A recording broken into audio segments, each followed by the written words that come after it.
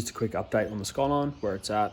I'll do a proper rundown of the car itself when I've got it tuned and finished per se, because no car's ever really finished. I really should have started vlogging when I first got my Chaser back in 2014.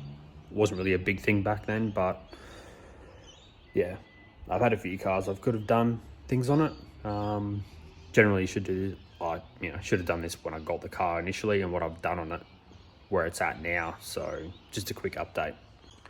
So yesterday I had a mate John come around, shout out to him, give me a hand putting the forward facing plenum on. It is a Plazmaman forward facing plenum, pretty self-explanatory. I decided to keep my runners because I'm pretty sure my coolant is in better condition, like that coolant little thing there is in better condition than the one that it come on. That's pretty janky and rusty.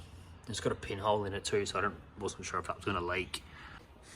Once we buttoned that all up and resealed it, I noticed that my standard throttle doesn't fit on that. The cable's fine, I think, but the holes don't line up. So I'm either going to get an adapter plate made up, or I'll just get a Plazmaman throttle body with the provision for the standard TPS and chuck that on. I've got a Raceworks fuel rail to go on when I go for the injectors. I want to get the injectors done and the final tune done.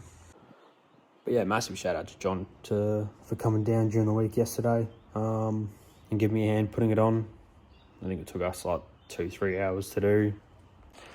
And that'll be it for today. Thanks for watching. Stay up to date if you want to, subscribe, whatever, all that stuff. Cheers.